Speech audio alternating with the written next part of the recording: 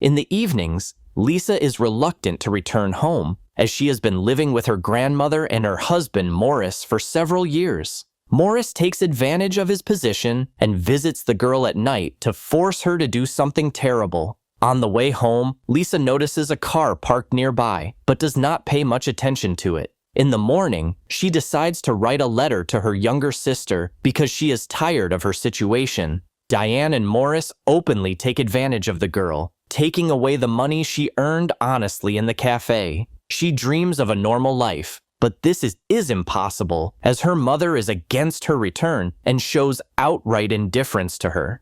Before the next night shift, Morris reminds Lisa that he is waiting for her at home, as it is payday. Showing a morbid interest in the girl, the man hugs her, causing her fear. After work, Lisa says goodbye to her boss, and after collecting the money, she returns home. A car passing by abruptly turns around and starts chasing the girl, but soon passes her. A little later, Lisa notices an empty car in the parking lot and is attacked by the driver, who hides behind the van. Bobby drags her into his car and threatens her with a gun. Lisa does not resist, as this could have led to worse consequences, and allows him to do what he wants. Bobby commits a terrible crime, but he doesn't let the girl go because he liked her. He ties up the unfortunate Lisa and takes her to his house. The blindfold slides off the girl's eyes a little, and she notices the details of the car's interior, including the word on the dashboard. As Lisa walks up to the maniac's lair, she sees green carpet on the stairs and counts the number of steps. She notices the white skin of the kidnapper, who turns out to be left-handed. In an effort to save her life, Lisa voluntarily takes off her clothes, after which Bobby sends her to the bathroom and then commits the crime again. Having tied the girl up again, the man puts her on the bed and continues to threaten her with a gun, reminding her of the possible consequences. Being in a difficult situation, Liza recalls her loved ones, including her uncle, aunt, and younger sister. They are the only ones who truly love her and will be sad if something happens to her. The girl is afraid to tell her real age, so Lisa says that her name is Carol and she recently turned 20. In the morning, her grandmother calls the police and reports her granddaughter missing. Betty doesn't care about her daughter's disappearance, and she thinks there's no need to panic. The younger sister is sure that Lisa would not have run away without warning her, and so she asks the officer to find Lisa. Meanwhile, Lisa recalls the day she first came to Diane's house. Her grandmother had warned her beforehand that Morris would treat Lisa badly, but she took it in stride. In the present, Bobby commits another crime. Lisa realizes that the maniac is suffering from a psychological trauma, and by influencing him, she asks him to apologize for the other women. This inspires the man's trust in the victim, and he unties her hands. Detective Lopez starts searching for the missing girl and talks to the owner of the cafe where she worked. Meanwhile, Bobby prepares a sandwich for the prisoner and learns about the disappearance of the underage girl from a report. Lisa is afraid to tell the truth and claims that the girl is a different person. Believing her words, Bobby commits another crime. After that, Lisa goes to the bathroom and tries to leave her fingerprints there by touching the furniture and appliances. As she looks around, she tries to memorize every detail so that she can tell the police about it in the future. Lisa continues to psychologically influence the maniac and supports him after his bad experiences with women. Noticing that there is a phone in the house, Lisa tries to call the police, but Bobby notices this and threatens her with a gun.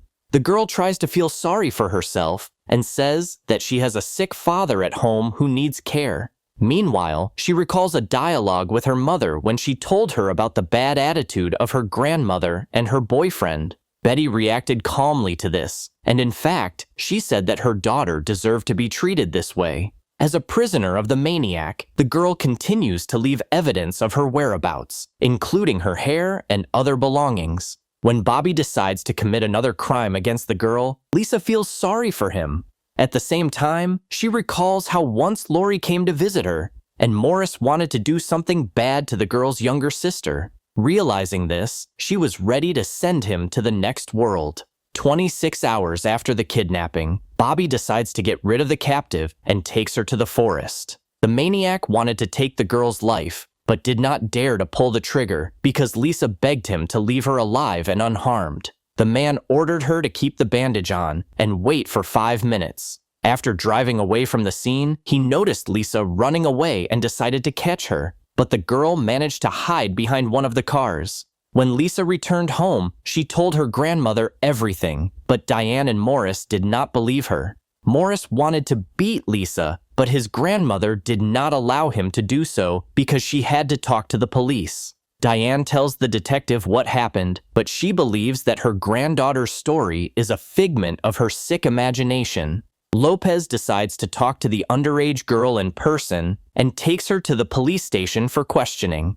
Before letting her granddaughter go with the detective, Diane warns Lisa of the consequences if she tells him that Morris treated her badly. At the police station, the girl tells the policeman about the maniac, but there are no bruises on her body. Lisa explains that she obeyed her kidnapper to survive, but the detective is increasingly doubting her sincerity. Later, female officers start talking to the girl to check if she is telling the truth. Lisa describes in detail the interior of the car, the number of steps, and the interior of the apartment. The detectives don't believe that such things can be remembered in a stressful situation, but the girl convinces them otherwise, as she wanted to punish the criminal at any cost, so she remembered absolutely everything. Meanwhile, the detectives at the police station are working on a big case, trying to find the maniac who took the lives of 9 girls. He has no clear signature of crime because all the victims have only one thing in common: the red fibers found on their bodies. A little later, Sergeant Larry, a specialist in particularly serious crimes, is sent to Lisa. After hearing the girl's story, he learns about the black car with a red interior and the same word on the car's dashboard. He also learns about the number of stairs in the house and the green carpet, as well as the evidence in the maniac's apartment. The sergeant believes the girl because it is simply impossible to make it all up. After learning about her sister, Lori asks her mother to bring Lisa home, but Betty remains indifferent to her eldest daughter. Soon, the girl draws up a portrait of the maniac and then claims that Morris has been committing crimes against her for several years in a row. Acting decisively, the sergeant arrests Lisa's grandmother's boyfriend and helps the girl pack her belongings for the move. Lisa is afraid to sleep at night, but continues to tell more and more details about the kidnapper. At some point, Larry realizes that Lisa's abuser and the serial killer are the same person.